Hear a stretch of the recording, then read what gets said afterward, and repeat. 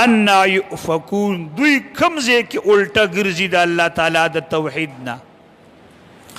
اتخذوا دی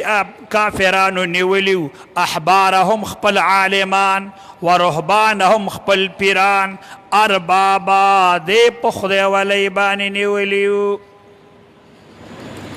د خدای درجه اوله ورکړې وه او درجه اوله د خدای ولی په دې ورکړې وه کوم شی چې به الله حرام کړی دوی ته به د خپلو عالمان وویل چې دا حلال دی نو د الله حرامو ته به بې حلال ویلو چې کوم شی به الله حلال کو او دوی اوبه پې بند کو نو بیا به دوی هغه د خدای حلالو ته حرام ویلو د خدای درجه ورله ورکړه وما امر اجي اتخذ اجي ورپسې جي احبار ابا والمسيح او جي نیولیو عیسی علیه السلام چې زوی د مریم و دی په خدای ولی باندې نیولیو وما امرو حال دا دی چې دوی ته حکم نو شوی الا مگر د دې حکم شوی لیعبدوا الها واحدا چې دوی بندگی او عبادت د یو الله وکړي د دې حکم ورته شوی لا اله نشتر حقدار د بندگی الا هو مگر یو الله دی سبحانه پاک دی دغه الله عما یشرکون د هغه صفتونو نه چې دا مشرکان چې د الله کم صفتونه جوړوي کله له زوی جوړوي کله له څه جوړوي لوریانې جوړوي یوریدون دا کافران اراده لري ان یطفئو چې دوی ملکی نور الله د الله رڼا چې ایمان او اسلام دی بافواههم په خلو په ډرامو باندې ختمه کی ویأبى الله انکار کوي الله پاک د ختمولو د خپل دین د رڼا الله بخ خپل دین رڼا نه ختموي الا ان یتم نوره مگر الله به د خپل دین رڼا پوره کوي ولو کرہ الکافرون اگر که کافرانې بده ګڼي دي کنه الله خو د چا نه یریږي نه هو الذي الله غزات ته دا اثبات د رسالت کوي د پیغمبر سلام ارسل رسوله چې راوی لېږلو خپل پیغمبر بالهدا په هدایت راولېږلو دنیا ته و دین الحق او د حق دین د پاره باندې راولېږلو دې د پاره لیظهره چې غالب کی دا دین د دې پیغمبر علی الدین کله په ټولو ادیانو باندې په یهودیت هم غالب کی په نصرانیت هم غالب کی په مشرکان هم غالب کی چې څومره ادیان په دې دنیا کې دي د دې ټولو باندې د اسلام دین غالب کی ولو کرہ المشرکون اگر که مشرکان دا خبره بده گنی یا ایها الذین آمنوا اے ایمان والاو ان کثیرا من الاحبار ور ډیر زیات عالمان د یهودو د نصاراو والرهبان او ډیر زیات پیران راهبان د دې یهودو د نصاراو لا یاکلون اموال الناس خوري د خلکو مالونه بالباطل په باطلو طریقو باندې باطلی طریقې سړي رشوت په طریقه باندې باطلی طریقې سړي خلکو ته د اسلامي احکاماتو د بدلولو په نوم باندې څوک چې زنا وکړي او محسن وي واده شوی انسانی د هغه دپاره تورات کې حکم د رجمو خو د دغه یهودو عالمانو د دوی د پیرانو به پیسې واغستې هغه د پیسو د اغستلو په وجه به هغه حکم ورته بدل کو ورته وبې ویلي تورات کې لیکلي دي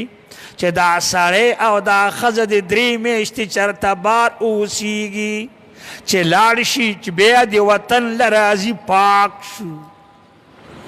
او په دې باندې دوی پیسې ایلي دا باطله طریقه ده او دا چې یهود او یهودیان د محمد صلی الله علیه وسلم د صفتونو د بدلولو باندې پیسې ایلي او هغه صفتونه په تورات کې مو په انجیل کې مو هغه صفتونه بدلی او دوی په پیسې الی په دغه ټولو آرام او مردارو طریقو باندې دا ظالمان پیسې پیدا کوي خجی ویصدون او دوی خلق بندوی عن سبیل الله د الله د لارنا دا آیات عام دی هر هغه چاله شامل دی چې څوک خپل دین بدلوي دا حکم ولشتا الحمدلله امت محمدی عالمان تر اوسه پورې د دې خبرونه الله محفوظ وساتل د آسمانی کتاب د بدلون په باره کې دوی کړه پیسې وانغست نه چرته ټیک ده که یو مفتی یو مسله کې خطا شي اب د پیسو په وجه نه خطایی نه چلیږي چې بلې مدرسې له فتوا یوړله او دې کې مفتی خطا شوی دی داسې ورته بله مدرسه نه وي چې پیسې خوړلې دي چلیږي پکې نه اقا سړی هغه مفتی واپس هغه مدرسې له فتوا راځي په خپله فیصله باندې نظر ثاني واچوئ دا مسله داسې نه ده هغه غلطي وي د غلطۍ په وجه به یو مفتی خطا شي لیکن الحمدلله د دین او د احکامو بدلولو باندې د دې امت علما په دې خبرو باندې مبتلا نشو زما استاذ وفات شوی دی هغه ویل ما یو فیصله د میراث کړې وه او هغه فیصله کې زه خطا شوی وم زه پې وروسته پوه شوم چې دا خطا شو دا پوهېدل تقریبا چې یو کال پس ما ته پته ولګېده وی دومره راته پته وه چې دا سړی چې راغلی و د نوتیي علاقې نه راغلی و وی زه لاړم او په نوتیه کې مې یو رکشه ونیوله په کرۍ باندې د دې نوتیي چې څومره جوماتونه و دې جوماتونو له په خپله لاړم او د مانځه په ټیم کې لوسپیکر ته ودرېدم او ما به اعلان دا وکړو چې الله مبخی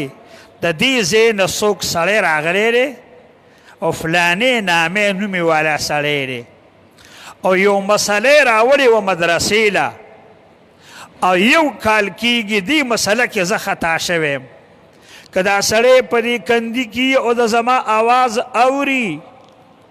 نو هغه سړی د خدای ته وګورئ چې زه ګناهګارېږم او دلم کار خرابېږي ما سه یې دوباره میلاو شي ما د نوتیي په هر یو جومات کې دا اعلان کړی دی او تر اوس دې ما ته سړی میلاو نه شو چې دا سړی مړو که آیا چرته د کرۍ کور کې اوسېده چرته کډی وړله خو ما ته میلاو نه شو تر ننه پورې زه یېرېږم چې خدایه ته به ما سره څه کې الحمدلله دا د امت محمدي د دین عالمان دا دي چې د دین په مسلو او د خدای په کتاب په پټولو دوی پیسې نه دي دا کار یهودو کړی دی دا نسواراو کړی خو خدای مکه که دې امت عالمان حکم حکم بیدای